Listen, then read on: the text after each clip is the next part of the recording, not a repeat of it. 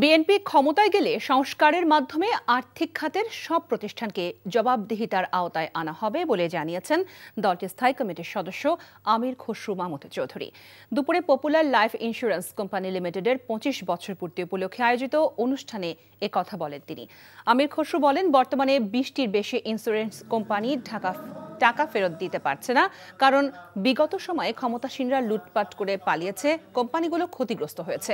তিনি বলেন, অর্থনৈতিক ও নিরাপত্তার জন্য মানুষ বীমা করে, কিন্তু লুটপাট করার কারণে গ্রাহকরা টাকা ফেরত পাচ্ছে না। তাই জনগণের ম্যান্ডেট পেয়ে বিএনপি ক্ষমতায় এলে বীমা খাতে বড় ধরনের সংস্কার হবে।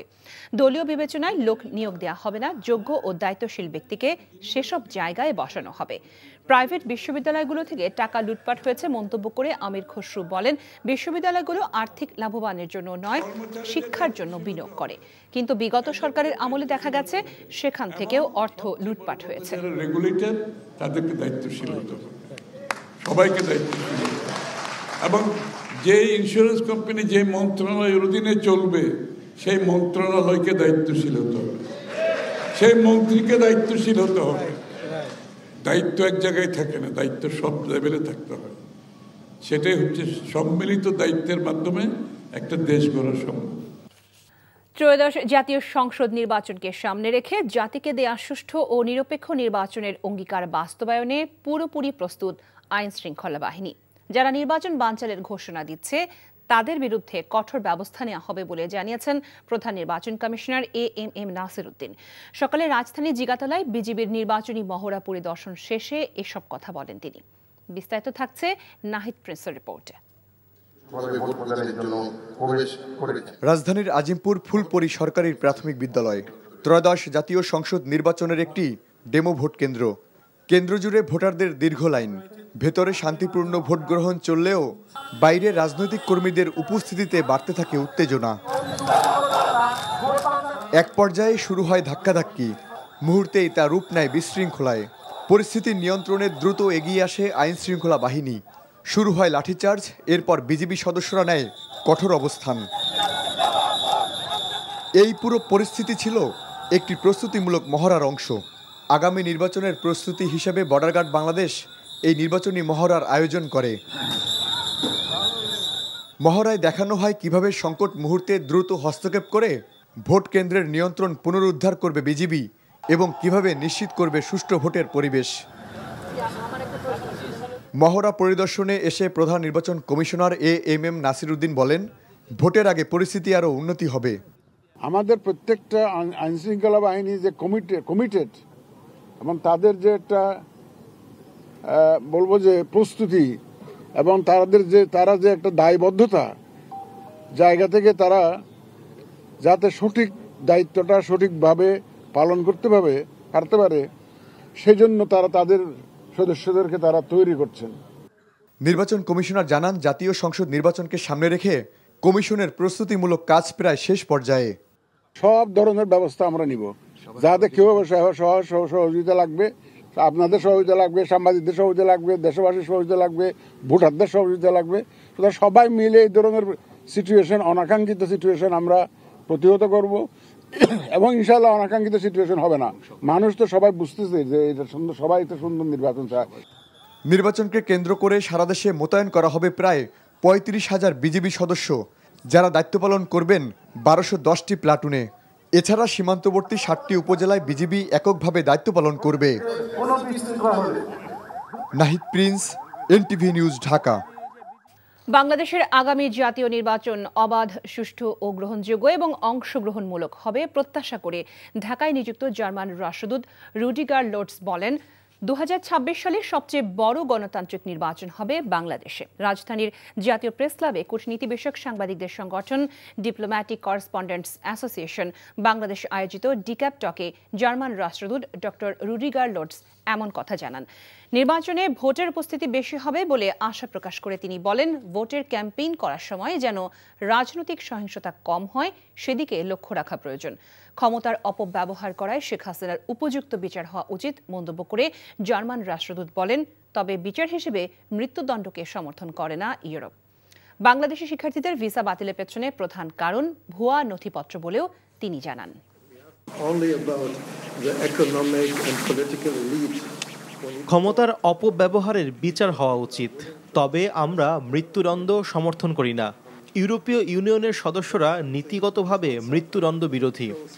বাংলাদেশের নির্বাচন অবাধ, সুষ্ঠু, গ্রহণযোগ্য এবং অংশগ্রহণমূলক হবে বলে আমাদের প্রত্যাশা।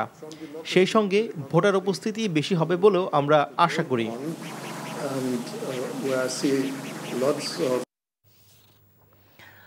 আইন শৃঙ্খলা পরিস্থিতির উপর ভিত্তি করে এ, বি, সি এই 3 ক্যাটাগরিতে জেলা নির্ধারণ করে লটারির মাধ্যমে এসপি পদায়ন করা হয়েছে জানিয়ে স্বরাষ্ট্র উপদেষ্টা মোহাম্মদ জাহাঙ্গীর আলম চৌধুরী বলেছেন, ওসিদেরও একই পদ্ধতিতে পদায়ন হবে। সচিবালয়ে বার্ষিক উন্নয়ন কর্মসূচি পর্যালোচনা সভা শেষে ব্রিফিংয়ে তিনি কথা জানান। বলেন, এই প্রক্রিয়ায় কোনো মেধাবী কর্মকর্তা বাদ পড়েনি। গ্যাসের দাম বাড়লেও সারের দাম বাড়ার কোনো সম্ভাবনা নেই জানিয়ে উপদেষ্টা বলেন, অন্তর্বর্তী সরকারের সময়কালে সারের দাম বাড়ছে না, দেশে পেঁয়াজের কোনো সংকট নেই, তাই পেঁয়াজ আমদানির অনুমতি দেওয়া হয়নি উল্লেখ করে তিনি বলেন, কিছু কুচক্রী মহল পেঁয়াজ আমদানির জন্য চাপ দিচ্ছে। সারের ডিলারশিপের নীতিমালা চূড়ান্ত করা হয়েছে জানিয়ে স্বরাষ্ট্র উপদেষ্টা জানান, নতুন নীতিমালায় রাজনৈতিক বিবেচনায় ডিলারশিপ দেওয়ার কোনো সুযোগই নেই। আপনারা জানেন, আমাদের কিন্তু এখন একটা যেইভাবে লটারি করার ওইভাবেই লটারি করেছি। এইটার ক্ষেত্রে আমরা 3টা ক্রাইটেরিয়া নির্ধারণ করছি, A category, B category, C category. এটা করা হয়েছে জেলার আয়তনের বেসিস না, আমরা ওই আইন শৃঙ্খলা পরিস্থিতির উপর নির্ভর করে 18 জন আমরা উঠে আনছি। 18 জনের জায়গায় আমরা নতুন জন দিছি, আর যারা পুরানো ছিল ওখানে তারপরে ওই লটারি করে যারটা যেই জেলায় যার কপাল আসছে ওই জেলা ছেয়ে পড়ছে। করাইল বস্তির ভয়াবহ অগ্নিকাণ্ডে পুড়েছে 1500 ঘর, ক্ষতিগ্রস্ত হয়েছে কয়েক হাজার পরিবার। সহায় সম্বলহীন এসব মানুষ এখন মানবেতর জীবনযাপন করছেন, কাটাচ্ছেন খোলা আকাশের নিচে। বেসরকারি সংস্থার তত্ত্বাবধানে কিছু অস্থায়ী আশ্রয়কেন্দ্র থাকলেও তার চাহিদার তুলনায় অপ্রতুল। তাই সময় যত গড়াচ্ছে, খাদ্য সংকটও তীব্র হচ্ছে করাইল বস্তিবাসীর। এই নিয়ে দেখুন নাজিবুর রহমানের রিপোর্ট, ছবি তুলেছেন মোখলেসুর রহমান। মঙ্গলবারের ভয়াবহ আগুনে মোদাচ্ছের আলীর সব পুড়েছে, মূল্যবান কিছুই আর অবশিষ্ট নেই। জীবিকার উৎস রিকশাটিও চুরি হয়েছে অগ্নিকাণ্ডের সময়। যামু কই, খামু কই, থাকমু কই, করার কিছুই নাই। রিস্কাটা মনে করেন যে গ্যারেজ রাখছিলাম, গ্যারেজ নাই, গ্যারেজের মধ্যে রিস্কাও নাই। কারা নিল, কই নিল, খবর হয় না। নিঃস্ব হয়েছেন বাসাবাড়িতে কাজ করে সংসার চালানো মমতাজ বেগমও। একই পরিণতি অন্য অনেক পরিবারের। ঘাম ঝরানো অর্থ আর মূল্যবান সামগ্রী সবকিছুই পুড়ে ছাই হয়েছে। দৌড় ফেরে আসছি, আয়া দিই সব পুড়ে গেছে। আমি কিছুই বাঁচাবার পারছি না, খালি আমার পিন্দনের যে আসিল পরনয়টা, এই ব্যাগটা রেডি, এই আর কিছুই বাঁচাইতে পারছি না। ভয়াবহ এই অগ্নিকাণ্ডের পর তৎক্ষণাৎ আশ্রয়হীন কিছু মানুষকে অন্যত্র সরিয়ে নেওয়া হলেও তা যথেষ্ট নয় বলছেন ক্ষতিগ্রস্তরা। চাচ্ছেন খাদ্য সহায়তাও। একটা বাচ্চারে কুলো লইছি, আর একটা বাচ্চারে হাতে লইয়া বাইরে মাঠে আয়া পড়ছি। আর গর্তে যে একটা জামা কাপড় বাইর করবো এমন কোনো রব্বি ছিল না। সরকারে যদি আমাদের একটা ঘর তুলে দেয়, কি একটা বাড়ি করে দেয়, তা আমরা চলতে পারবো না। আর যদি না দেয় তাহলে তো আমরা চলতে পারবো না। এমন পরিস্থিতিতে এখন দ্রুত নিজেদের পুনর্বাসন চান অসহায় এসব মানুষ। গত 1 দশকে করাইল বস্তিতে ভয়াবহ অগ্নিকাণ্ডের ঘটনা প্রায় 8টিরও বেশি। ছোটখাটো অগ্নিকাণ্ডের ঘটনাও আছে 15টিরও অধিক, যেখানে অসংখ্য মানুষ নিঃস্ব হয়েছেন। তবুও এই করাইল বস্তিতে অগ্নি নির্বাপন ব্যবস্থা, এমনকি সুপরিকল্পিত বাসস্থান নিশ্চিত করা যায়নি। তাই বিশেষজ্ঞরা বলছেন, বড় কোনো প্রাণহানির আগেই ঢেলে সাজাতে হবে করাইল বস্তি। Najibur Rahman, NTV news, Dhaka. চলতি বছর জানুয়ারি থেকে 10 মাসে চোরাচালান বিরোধী অভিযানে 710 কোটি 81 লাখ টাকার চোরাই পণ্য জব্দ করেছে ময়মনসিংহে বিজিবির সরাইল রিজিয়ন। এই সময় গ্রেফতার করা হয় অর্ধ শতাধিক পাচারকারীকে। দুপুরে প্রেস ব্রিফিংয়ে তথ্য জানান বিজিবির ময়মনসিংহ সেক্টর সদর দপ্তরের অধিনায়ক কর্নেল সরকার মোহাম্মদ মোস্তাফিজুর রহমান। এছাড়া পৃথক অভিযানে 43.5 কোটি টাকার মাদক জব্দ এবং 3 শতাধিক মাদক কারবারিকে আটকের কথা জানানো হয় সংবাদ সম্মেলনে। জুলাই গণ অভ্যুত্থানে মানবতা বিরোধী অপরাধের মামলায় স্বৈরাচার শেখ হাসিনা এবং আসাদুজ্জামান খান কামালকে দেয়া মৃত্যুদণ্ডে পূর্ণাঙ্গ রায়ের অনুলিপি প্রকাশ করেছে আন্তর্জাতিক অপরাধ tribunal. Chief prosecutor advocate Tajul Islam এনটিভিকে নিশ্চিত করে জানান, বৃহস্পতিবার আনুষ্ঠানিকভাবে ব্রিফিংয়ে প্রকাশিত রায়ের বিস্তারিত জানানো হবে। রায় প্রকাশের 30 দিনের মধ্যে মামলার আসামিদের আপিল করার সুযোগ রয়েছে। আসামি থেকে রাজসাক্ষী বনে যাওয়া সাবেক আইজিপি আব্দুল্লাহ আল মামুনের আইনজীবী জায়েদ বিন আমজাদ রায়ের কপি পাওয়ার পর বিষয়টি নিশ্চিত করেছেন। এ মামলায় গত 17 নভেম্বর ট্রাইব্যুনাল 1-এর চেয়ারম্যান বিচারপতি গোলাম মর্তুজা মজুমদারের নেতৃত্বাধীন 3 সদস্যের বিচারিক প্যানেল জুলাই আগস্টে ছাত্র জনতাকে হত্যার অভিযোগে মাস্টার মাইন্ড শেখ হাসিনা ও কামালকে মৃত্যুদণ্ড দেয়। রায় ট্রাইব্যুনাল বলেছেন শেখ হাসিনা সহ 3 আসামির অপরাধ সন্দেহাতীতভাবে প্রমাণিত হয়েছে। শেখ হাসিনাকে ফেরত চেয়ে দিল্লিকে লেখা চিঠির জবাব এখনও আসেনি বলে জানিয়েছেন পররাষ্ট্র উপদেষ্টা মোহাম্মদ তাওহিদ হোসেন। দুপুরে পররাষ্ট্র মন্ত্রণালয়ে সাংবাদিকদের প্রশ্নের জবাবে তিনি একথা জানান। কোন প্রক্রিয়ায় ভারতে চিঠি পাঠানো হয়েছে জানতে চাইলে পররাষ্ট্র উপদেষ্টা জানান, নোট ভার্বাল বাংলাদেশ মিশনের মাধ্যমে ভারতের পররাষ্ট্র মন্ত্রণালয়ে পাঠানো হয়েছে। কোনো উত্তর আসেনি এবং এত তাড়াতাড়ি উত্তর আশাও করেন না বলে মন্তব্য করেন তিনি। ভিন্ন এক প্রশ্নের জবাবে তিনি বলেন, আগামী নির্বাচন অন্তর্ভুক্তিমূলক করতে পশ্চিমাদের কোনো চাপে নেই পররাষ্ট্র মন্ত্রণালয়। আর নির্বাচনে ভারত পর্যবেক্ষক পাঠাতে চাইলে সেই সিদ্ধান্ত নেবে নির্বাচন কমিশন। আমরা বলেছি যে যেহেতু তাকে বিচারে দোষী সাব্যস্ত করা হয়েছে, কাজেই তাকে জেলফেরত দেওয়া। ওদের পররাষ্ট্র মন্ত্রণালয়ে দেওয়া হয়েছে, কোনো উত্তর আসেনি। এত তাড়াতাড়ি উত্তর আশাও করি না আমরা। আমি তো আগের চিঠিতে উত্তর পাইনি এখনো, কাজে এটা একেবারে কালকে আমাকে ওই 1 সপ্তাহের মধ্যে উত্তর দিয়ে দেবে এটা আমি প্রত্যাশা করি না। তবে আমরা আশা করি যে এটার উত্তর আমরা পাবো। আবার একই কথা, আমার উপর কোনো চাপ নেই। Thank you. লটারির মাধ্যমে 64 জেলায় পুলিশের সুপার পদে পদায়ন দিয়ে প্রজ্ঞাপন জারি করেছে অন্তর্বর্তীকালীন সরকার।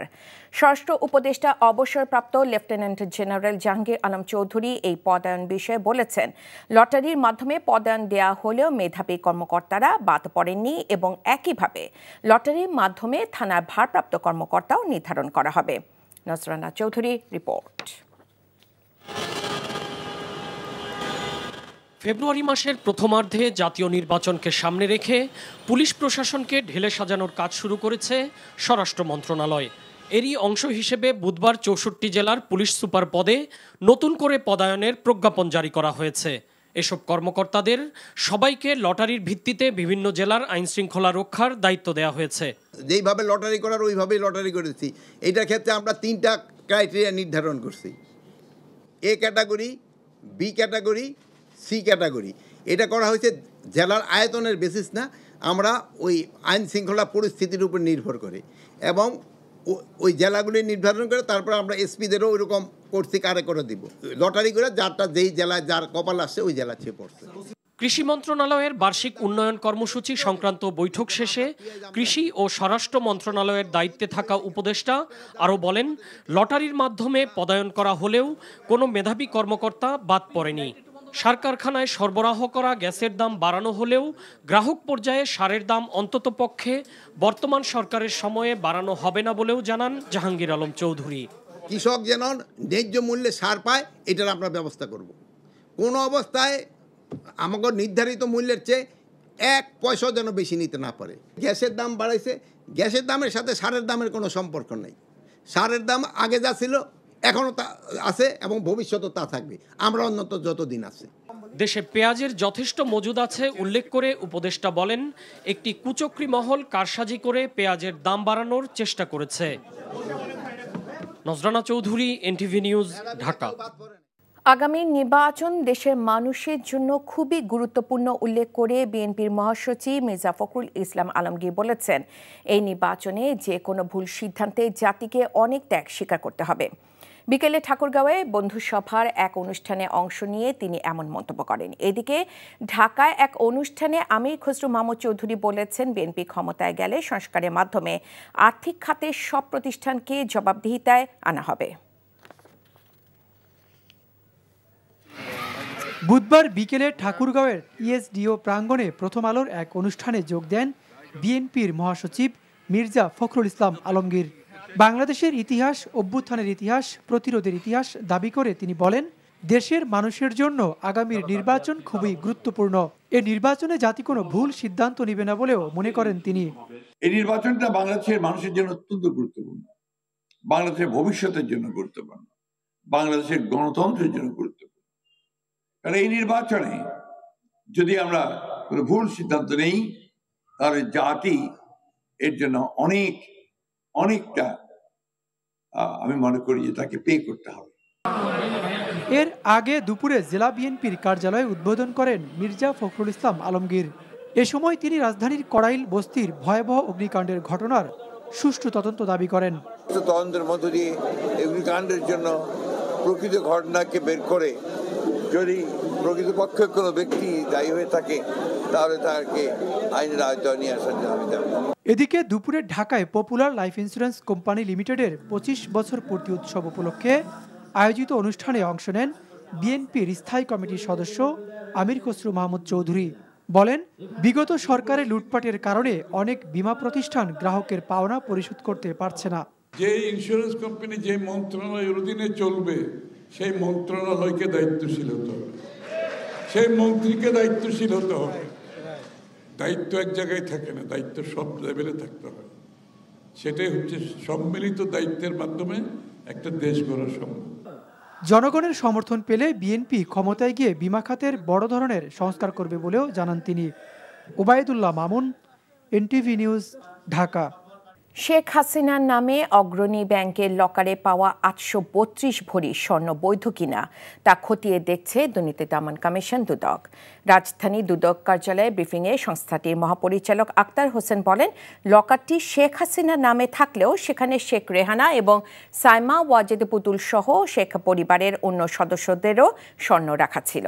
শেখ হাসিনা নির্বাচনী হলফনামায় দেয়া সম্পদের বিবরণের সাথে এই স্বর্ণের হিসেবে মিলিয়ে দেখা হবে তা অবৈধ কিনা। গতকাল বিকেলে দুদকের আবেদনের প্রেক্ষিতে রাজধানীর দিলকুশায় অবস্থিত অগ্রণী ব্যাংকের প্রধান শাখায় থাকা লকার দুটি ভাঙা হয়। সেখান থেকে উদ্ধার হয় গহনা অলংকার সহ 832 ভরি স্বর্ণ। সাবেক প্রধানমন্ত্রী শেখ হাসিনা, আমরা তার দাখিলকৃত সম্পদ বিবরণী যাচাই করছি। তো সম্পদ বিবরণী তিনি তার স্থাবর অস্থাবর সম্পদের বিস্তারিত বিবরণ দিয়েছেন।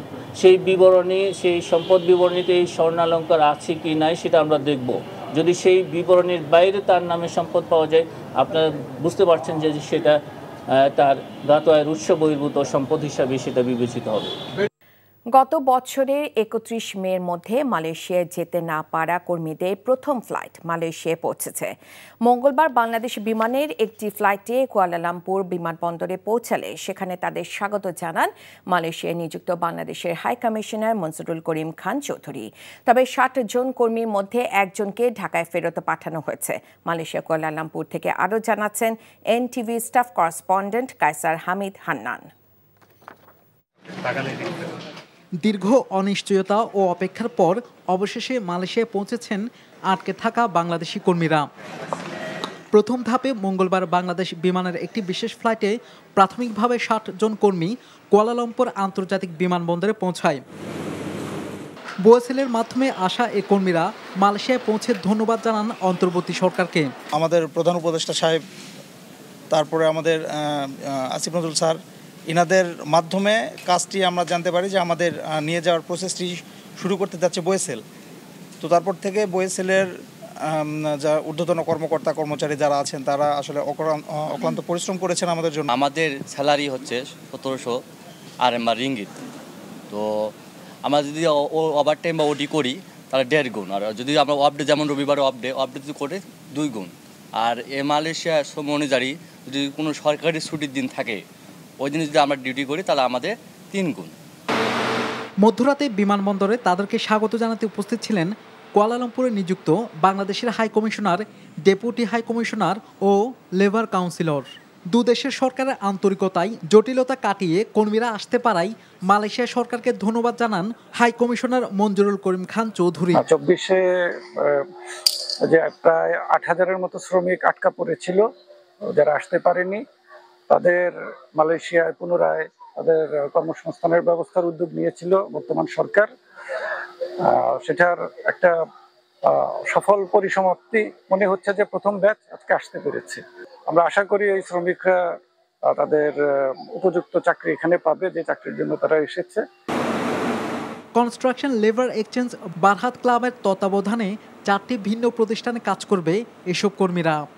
শাহাদাত শাওন, এনটিভি, ইন্টারন্যাশনাল ডেস্ক।